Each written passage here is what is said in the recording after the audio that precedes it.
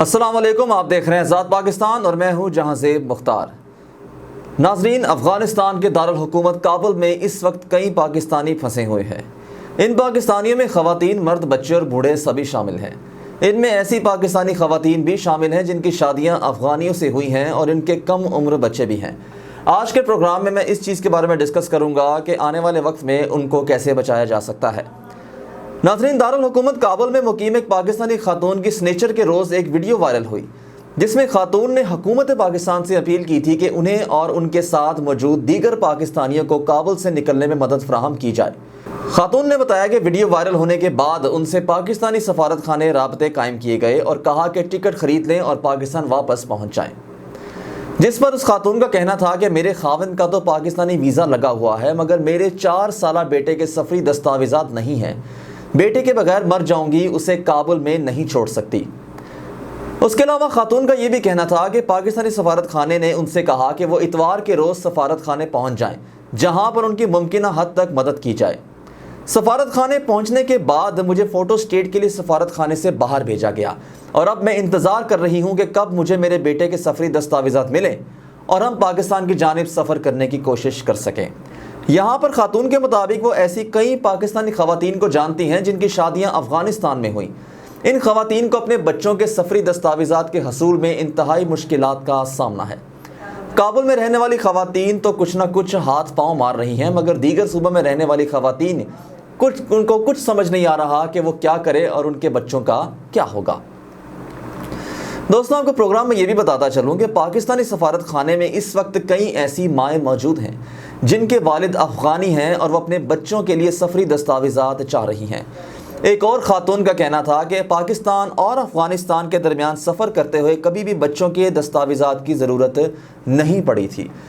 پاکستان اور افغانستان دونوں اطراف سے دوران سفر ماں باپ کے ساتھ سفر کرنے والے بچوں کے دستاویزات کے بارے میں جانچ پڑتال نہیں ہوتی تھی۔ کابل میں موجود پاکستانی سفارت خانے کے ہیڈ آف چانسلری سرفراز خان کے مطابق قوانین کے مطابق پاکستانی خواتین کی ہر ممکنہ مدد کی جائے گی۔ پاکستانی خواتین کے بچے سفری دستاویزات کے حقدار ہیں اور ان کو یہ دستاویزات فراہم کی جائیں گی۔ اب آپ کو میں ناظرین بتاؤں کہ اس وقت ایئرپورٹ پر پھنسے ہوئے کون سے پاکستانی ہیں اور ان کی تعداد کتنی ہے۔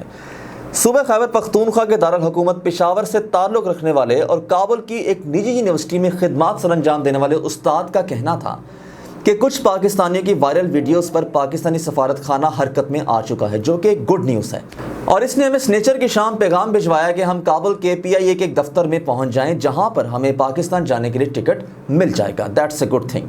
اب وہی کہتے ہیں کہ ہم لوگ جب اتوار کی صبح PIA کے دفتر پہنچے تو ہمیں بتایا گیا کہ سفارت خانے کے دستخط کے بغیر ٹکٹ نہیں مل سکتا۔ سفارت خانے سے رابطہ قائم کیا گیا تو کہا گیا کہ ہم ایئرپورٹ پہنچ جائیں، سارے معاملات ایئرپورٹ پر طے ہو جائیں گے۔ اس کے بعد کیا ہوتا ہے کہ مگر صبح سے لے کر اب تک ہم ایئرپورٹ پر موجود ہیں۔ صبح سے دوپہر تک PIA کی 2 پروازیں پاکستان جا چکی ہیں، ان میں ہی وہی لوگ سفر کر سکتے ہیں جو پہلے سے ٹکٹ خرید چکے تھے۔ اس صورتحال پر جب ہم لوگوں نے سفارت خانے سے رابطہ قائم کیا تو یہ بتایا گیا کہ پروازوں میں جگہ ہوئی تو باقی لوگوں کو ایڈجسٹ کر لیا جائے گا۔ ان کا مزید یہ بھی کہنا تھا کہ اس وقت کم از کم ایئرپورٹ پر 30 پاکستانی ہمارے ساتھ پھنسے ہوئے ہیں جن کو کچھ پتہ نہیں کہ ان کے ساتھ کیا ہونے والا ہے، یہ پاکستان جا بھی سکیں گے یا نہیں۔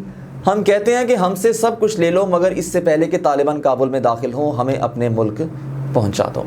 لوگوں میں جسٹ ایک تھریٹ ہے، ایک خوف پھیل چکا ہے، جبکہ خوف کی ایسی کی بڑی وجہ نہیں ہے۔ اب کابل میں موجود ایک اور پاکستانی کے مطابق وہ گزشتہ کئی دنوں سے ٹکٹ کے لیے مارے پھر رہا ہے، ٹکٹ نہیں مل رہا۔ اب وہ کہتے ہیں کہ میرے ساتھ میرا پورا خاندان ہے، کابل میں لمحہ بہ لمحہ صورتحال نازک ہے، حکومت پاکستان سے گزارش ہے کہ وہ فی الفور اضافی فلائٹس چلائیں، جس کی امید ہے کہ انشاءاللہ حکومت پاکستان جلد اس پر آگے قدم بڑھائے گی۔ اب سرفراز خان کے مطابق تمام پاکستانیوں کو نکالنے کی کوشش کی جا رہی ہے۔ ایئرپورٹ پر موجود پاکستانی پھنسے ہوئے نہیں ہیں بلکہ ان کے لیے فلائٹس کا انتظام بھی کیا جا رہا ہے۔ اب یہاں میں پروگرام کے آخر میں بات کروں گا چمن اور ترخم بارڈر کی کہ یہاں پر کون کون سے مسائل پیش آ رہے ہیں۔ جلال آباد میں موجود ایک پاکستانی خاتون جو کہ وہاں کے ایک نجی اسکول میں خدمات انجام دے رہی تھیں، ان کا یہ کہنا ہے کہ میں گزشتہ کئی دنوں سے کوشش کر رہی ہوں کہ کسی طرح سڑک کے راستے ترخم اور چمن بارڈر کے ذریعے ہی پاکستان پہنچ جاؤں، مگر ایسا ممکن نہ ہو سکا۔ اس وقت طالبان جلال آباد کا کنٹرول سنبھال چکے ہیں۔ میری اطلاعات کے مطابق جلال آباد کی انتظامیہ نے ایک بھی گولی فائر کیے بغیر طالبان کے سامنے ہتھیار ڈال دیے ہیں۔ ہم لوگوں نے ایک گولی کی آواز بھی نہیں سنی، ان کا یہ موقف ہے۔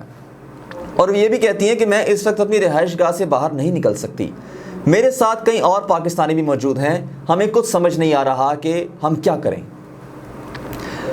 وہ یہ کہتی ہیں کہ ہم لوگ اپنے مستقبل کے حوالے سے انتہائی پریشان کن صورتحال کا شکار ہیں۔ وہ یہ کہتی ہیں کہ میں ایسے کئی پاکستانیوں کو جانتی ہوں جو مختلف علاقوں میں پھنسے ہوئے ہیں۔ صوبہ لوگر کے پلی عالم میں پولٹری کے کاروبار سے منسلک پاکستانی تاجر کا یہ بھی کہنا تھا کہ ہمیں بتایا جا رہا ہے کہ ترخم بارڈر بند ہو چکا ہے، ہم نے کئی مرتبہ روڈ سے پاکستان جانے کی کوشش کی مگر کامیاب نہ ہو سکے۔ پاکستانی سفارت خانے سے بھی کئی مرتبہ رابطہ قائم کیا گیا مگر ابھی تک مدد نہیں مل سکی۔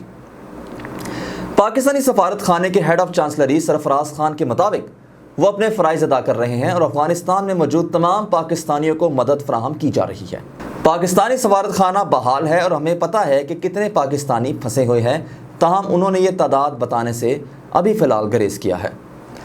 بات صرف اتنی سی ہے کہ وہاں پر جو بھی حالات ہو رہے ہیں، یہ بات تو طے ہے کہ طالبان اس وقت امن کی حالت میں ہے اور وہاں کی عوام کو صرف ایک ڈر خوف ہے جو کہ عنقریب انشاءاللہ وہ بھی ان کے دل و دماغ سے ختم ہو جائے گا۔ آگے صرف یہ دیکھنا ہے کہ طالبان کا کابل میں قبضہ یا کابل میں جو ان کا کنٹرول ہو گیا ہے اس کے حوالے سے باقی اسلامی ممالک کو یہ فائدہ ہوگا یا نقصان۔ کچھ امید کرتے ہیں فائدہ ہے، کچھ امید کرتے ہیں نقصان ہے، لیکن جو امید کرتے ہیں نقصان ہے اس نقصان کی وجہ کیا ہے یہ آنے والے وقت میں انشاءاللہ بہت جلد پتہ لگ جائے گا۔ اپنا اور اپنے دوستوں کا ڈھیر سارا خیال رکھیے گا۔ اگلے پروگرام میں انشاءاللہ جلد ملاقات ہوگی، تب تک کے لیے اللہ حافظ۔